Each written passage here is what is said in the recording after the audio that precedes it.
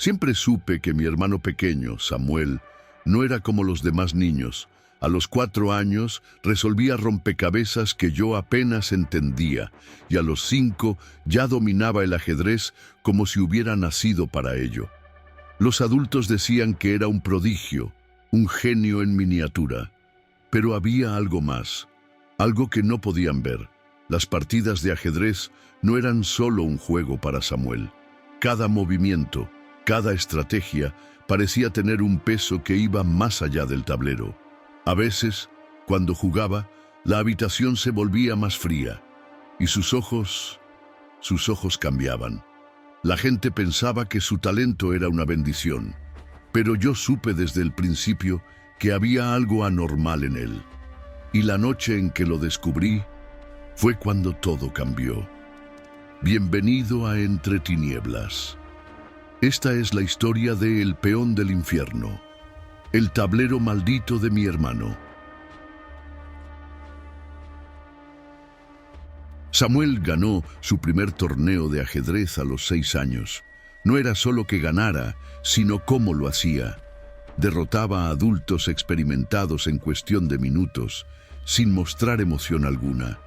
Mientras otros niños se reían y jugaban, él se quedaba sentado, con los ojos fijos en el tablero, como si pudiera ver algo que los demás no. Su mirada era inquietante, fija, casi vacía. Mis padres estaban orgullosos, claro. Pensaban que tenían un futuro gran maestro en casa, pero yo no podía dejar de notar los cambios en él. Samuel no dormía bien. Por las noches lo escuchaba susurrando en su habitación, hablándole a alguien.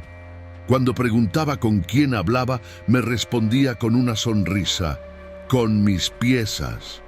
Un día encontré a Samuel jugando solo en el salón. No era raro, pero lo que me perturbó fue que las piezas parecían moverse solas. Al principio pensé que era un truco, que estaba usando hilos o algo por el estilo, pero no había nada. Las piezas deslizaban por el tablero como si una fuerza invisible las controlara. Samuel solo me miró y dijo: ellas saben qué hacer. Después de cada torneo, Samuel parecía más distante. Pasaba horas mirando fijamente el tablero, incluso cuando no jugaba.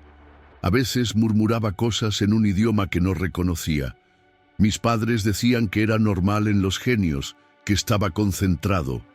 Pero yo sabía que había algo más, algo oscuro. La noche antes de su torneo más importante, escuché ruidos extraños provenientes de su habitación. Abrí la puerta y lo vi sentado frente a su tablero, pero no estaba solo. Las sombras en la habitación parecían alargarse, envolviéndolo. Sus ojos brillaban con un resplandor tenue y en susurros decía: uno más, solo uno más. El día del torneo, Samuel estaba imparable. Cada partida la ganaba en menos de 10 minutos. Sus oponentes salían de la sala pálidos, algunos incluso enfermos. Recuerdo a uno de ellos, un hombre mayor, que tras perder contra Samuel, se desplomó al suelo, convulsionando. Dijeron que era estrés, pero yo vi la sonrisa en el rostro de mi hermano cuando eso pasó. Después de ese torneo, las cosas se intensificaron. Samuel ya no hablaba con nosotros, solo con sus piezas, y cada vez que alguien intentaba tocar su tablero, se ponía furioso, casi violento. Una noche lo vi dibujando símbolos extraños en el reverso del tablero, usando algo que parecía sangre. No me vio, pero esa imagen quedó grabada en mi mente. Las noches en casa se volvieron insoportables. Las luces parpadeaban, las puertas se cerraban solas y el aire se volvía frío, como si algo maligno se hubiera instalado entre nosotros. Mis padres seguían negándolo, cegados por el orgullo. Pero yo sabía que ese tablero tenía algo que ver y que Samuel ya no era el mismo niño que conocíamos. Intenté hablar con él, convencerlo de que dejara de jugar, pero sus ojos me atravesaron como si yo fuera un simple peón en su juego. «No puedo parar», me dijo. Si paro, pierdo, y no quiero perder. Fue la forma en que lo dijo lo que me heló la sangre. No era miedo a perder una partida, era miedo a algo mucho peor. Una noche decidí quitarle el tablero mientras dormía. Pensé que si lo destruía, todo volvería a la normalidad. Pero en cuanto lo toqué, sentí un escalofrío recorrerme el cuerpo. El tablero estaba frío como el hielo, y por un momento juraría que escuché susurros saliendo de él. Cuando logré llevármelo al patio, Samuel ya estaba despierto, parado en la puerta, mirándome con unos ojos que no eran suyos. Intenté quemar el tablero, pero las llamas no lo tocaban. La madera no se consumía y el aire se llenó de un olor a carne quemada. Samuel empezó a gritar, pero no era su voz. Era una mezcla de muchas voces, todas hablando al mismo tiempo, en idiomas que no entendía. Finalmente, tuve que soltar el tablero, incapaz de soportar el calor que emanaba de él. Después de eso, Samuel se volvió más extraño. Ya no solo jugaba al ajedrez, empezó a dibujar tableros en las paredes, en el suelo, incluso en su propia piel. Cada día parecía más delgado, más pálido, pero sus ojos brillaban con una intensidad enfermiza. Mis padres, por fin, empezaron a preocuparse, pero ya era demasiado tarde. Una noche, Samuel desapareció. Revisamos toda la casa, pero no había rastro de él. Solo encontramos el tablero en su habitación, con todas las piezas dispuestas en una posición que no reconocí.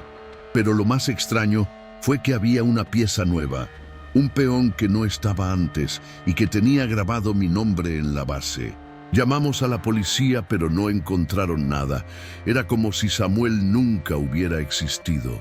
Sus cosas empezaron a desvanecerse, sus fotos se borraban de los marcos y sus trofeos desaparecían. Solo el tablero quedaba intacto en su habitación. Y cada vez que pasaba junto a él, sentía que me llamaba.